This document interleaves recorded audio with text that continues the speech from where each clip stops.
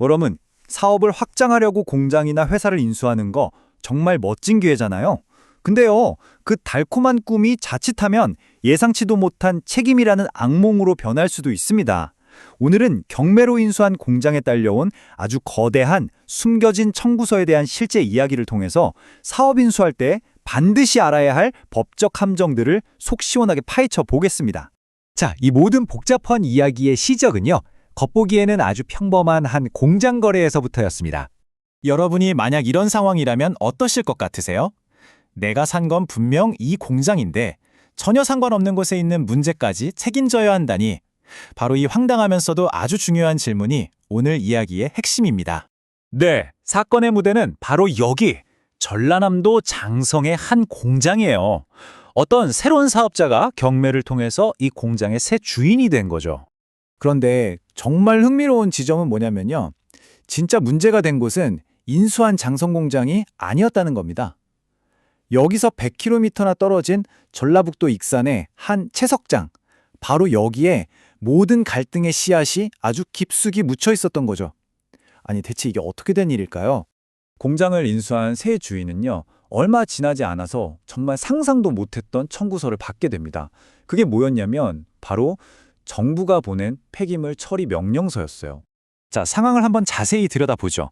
원래 A사라는 폐기물 재활용 업체가 있었습니다. 이 회사가 과거에 익산 채석장에다가 폐기물을 불법으로 묻었던 거예요. 그리고 시간이 흘러서 이 A사의 장성공장이 경매에 나왔고 새로운 회사가 이 공장이랑 설비를 인수한 겁니다. 여기까지는 뭐 그냥 평범한 사업 인수 과정처럼 보이죠? 그런데 갑자기 환경청이 공장을 새로 인수한 회사에게 명령을 딱 내립니다. A사가 익산에 버린 폐기물 당신들이 치우시오. 아니, 새 주인 입장에서는 정말 기가 막힐 노릇 아니겠어요? 아니, 잠깐만요. 제가 산 건 장성공장인데 왜 생판 가본 적도 없는 익산 쓰레기를 줘보고 치워하고 아십니까? 하고 말이죠. 그리고 치워야 할 폐기물의 양이 자그마치 1,497톤에 달했습니다. 정말 어마어마한 양이죠.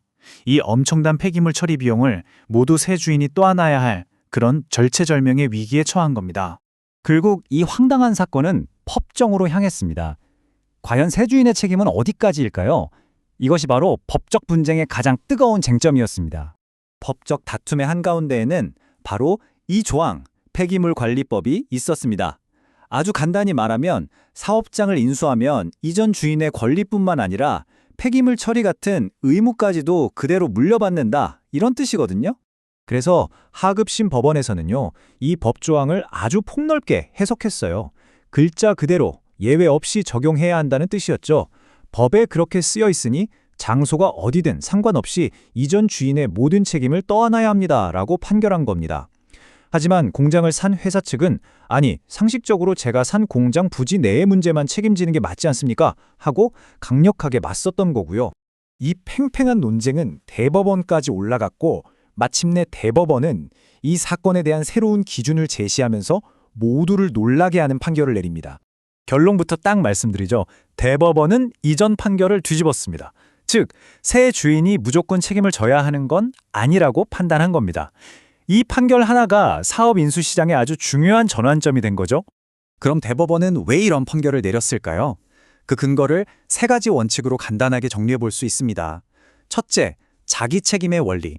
말 그대로 자기가 관여하지 않은 일에는 책임을 지지 않는다는 상식적인 원칙입니다. 둘째, 인수자의 지배 범위.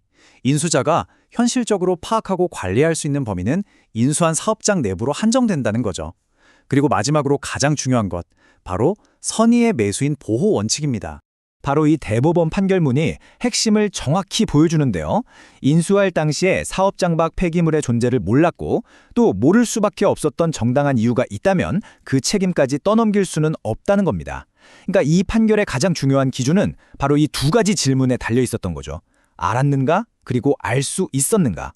자, 그럼 이 중요한 판결을 통해서 우리가 특히 앞으로 사업 인수를 고려하고 있는 분들이 무엇을 배워야 할까요? 실질적인 교훈들을 정리해 보겠습니다. 이번 판례가 주는 교훈은 아주 명확합니다.